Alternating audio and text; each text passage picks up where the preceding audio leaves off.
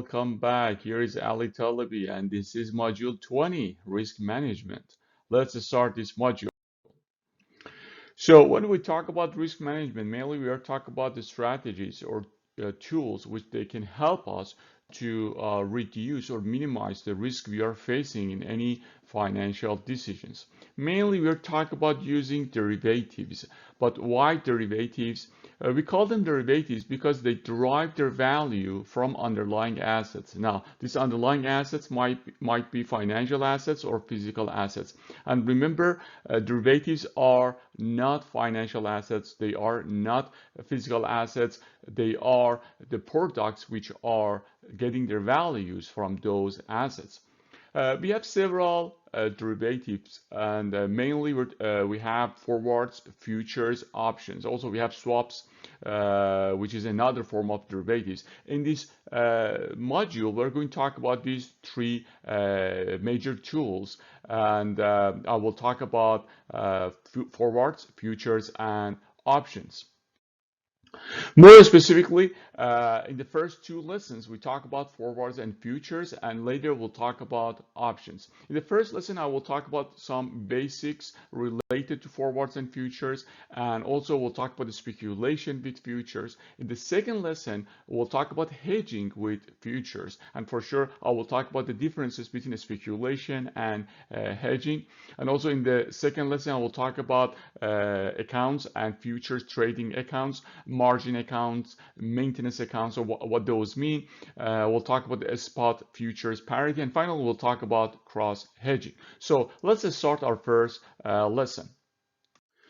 So forwards, when we talk about the forward contract, we are talking about an agreement which is made between the buyer and the seller, who these buyers and seller actually are obligated to complete a transaction with one another at a specific date in the future.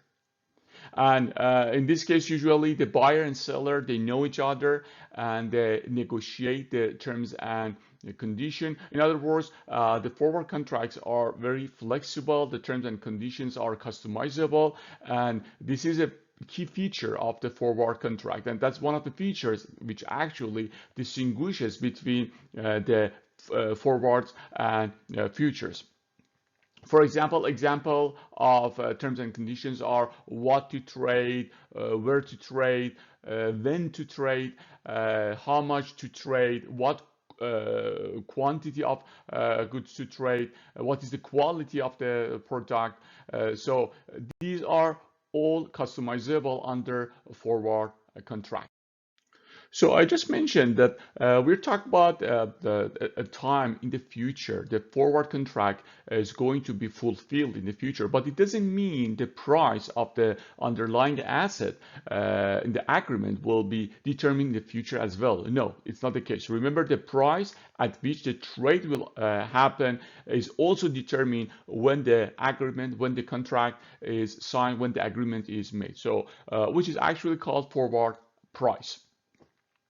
Normally, there is no cash exchanges, there is no cash transaction until the actual trade is made.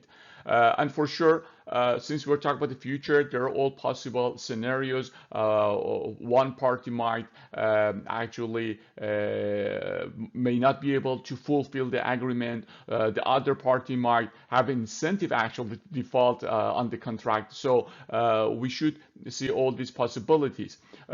If one of the parties actually want to cancel the contract, the other party also should agree. In other words, both parties should agree regarding the canceling of the contract. And another important note here is in some cases we see that the actual transaction or the actual delivery is not executed under forward contract. So what will happen in this case? One party might agree to pay cash instead of the actual delivery to the other party as like a compensation or as a kind of penalty just to cancel the contract. Now you have some general idea regarding the forward contracts. What about futures? Futures are very similar to forward contracts. So in which there is an agreement that both parties, the seller and buyer, they agree to buy or sell a specific item, underlying asset, sometime in the future. So they are obliged, they are obligated to fulfill that contract. We mentioned that for forward contract, usually buyer and seller, they know each other, so they have some idea about each other, or they've done some business in the past.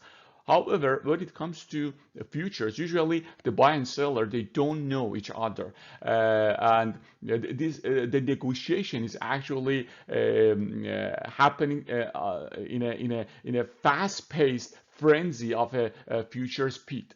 And unlike the forward, which are very customizable, futures are actually very standardized. So the terms and conditions are very specific. Even the number of items or products which are actually delivered are specific. So if you go to the futures market, you will see that there are a specific amount or units of the items which are executed. So all this information, terms and conditions, which we mentioned for forward, here are standardized, are set, and are determined. And these are all kind of governed under the futures contract. And this is one of the major differences between the futures and forward contracts. Similar to forward contracts, futures also they set the prices in advance, which is for sure called futures price. However, there is a major difference between the futures and forward. Futures, they have a feature which is called mark to market. So what does it mean, mark to market? So since there is a default risk, there is parties that are facing with a default risk. So this mark-to-market feature is placed to prevent or minimize the default risk. We know that the item which is agreed to buy or sell is changing its price every day. So the price of that item, the underlying asset, is changing every day.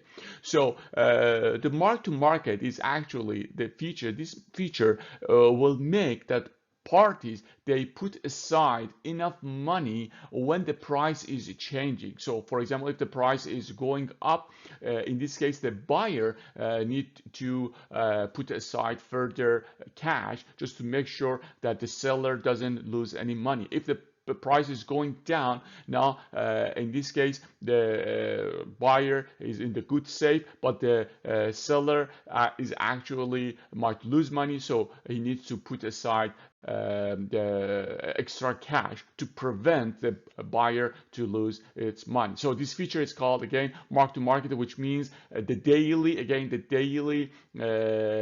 calculation of the profit or loss for both parties. So if you are the buyer in the futures contract, the idea here is you expect the prices are going up. The prices are going to increase. In this case, you are taking the long position. So as a buyer, you're taking the long position and you hope the prices are going up. As the prices are going up, you are making money in this case. If you are taking the, if you're selling the futures, it means you're taking the short position, and your expectation here is the prices are going down. In other words, your profit is dependent on the price reduction. If the prices goes down, you are making actually profit here. So we talk about features of futures contracts. There are at least 5 major aspects or terms and conditions which should be included in the futures contract. One is for sure regarding the underlying asset or commodity, what is actually traded. It might be a physical asset or a financial asset, doesn't matter. It should be very clear. The size of the contract should be clear. How many units are in this case traded. The expiry date or the maturity date of the contract should be specified. And the procedure for the delivery or settlement also should be specified. And finally, the major one, the futures price, also should be included in the futures contract. A few more reminders regarding the features of the futures contract. Remember, futures contract are considered as a zero-sum game. What does it mean? It means if one party wins, the other party loses. So the gains of one party is equal to the loss of the other party. I already mentioned and talk about the mark to market. Again, remember that's a very important feature of the futures contract. The futures exchanges, the futures market, they keep track of the gains and losses every day on every basis. And if, for example, as I mentioned, your maintenance margin is getting lower, so you will receive something which is called margin call. So you have to top up your money to go back to the maintenance margin. And different people are different investors, different people are using futures contracts. Some of them are considered as speculators, some of them are considered as a hedger, so you can use for both speculation and hedging. We'll talk more about this later, but remember, hedgers shift price risk to speculators, and speculators actually are absorbing the price risk. I promise I'm going to talk more about the hedging and speculation. So we'll see in this market, when we talk about derivatives, we see both speculators and hedgers. But what's the difference? The process might be same. They might follow the same kind of strategies. However, there is a major important difference here. A speculation is trying to make a profit from a securities price change. So if your aim or your goal here is to make money, to make profit out of the transactions, out of using derivatives such as options and futures, you are considered as a speculator. However, hedging, it's actually try to reduce the risk. Your goal here is to control the risk, the volatility which is associated with a specific price. For example, if you need a specific item for your production and you are importing this item, you are concerned that the exchange rate is, for example, it's going to change. So you might enter into a specific futures contract or option contract just to make sure you are hedged against fluctuation of the foreign currency. So again, remember, hedging involves taking an offsetting position in a derivative in order to balance any gains and losses to the underlying asset. So you take the opposite position, offsetting position, just to make sure that the price reduction or the price increase, they don't impact on your gain or profit. So let me talk more about the speculation with futures. As I mentioned, you can take either the long position or short position. So if you are actually buying the futures, it means you are taking the long position. In other words, buying a futures contract today is often referred to as going long or establishing a long position. So when you are buying the futures contract, you are actually going long or you are establishing a long position. And remember that there is an expiry date for each futures contract. So every day before expiration, a new futures price is established.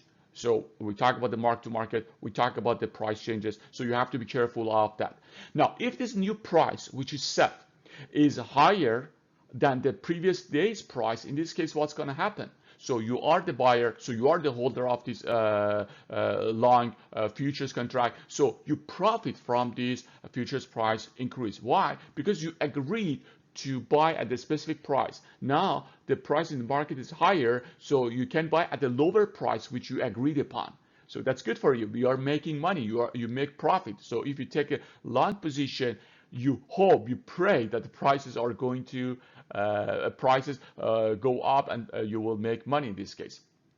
However, for sure, the opposite case might happen if this new price is lower than previous day's price. In this case, as a person, as an investor who is taking the long position on futures contract, for sure you will lose,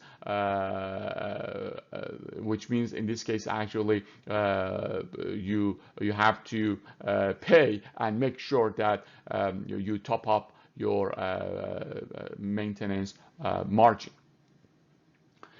The opposite case also might happen. So let's talk about the short position as well. So if you're selling a specific futures contract, in this case, you are going short or you are establishing a short position.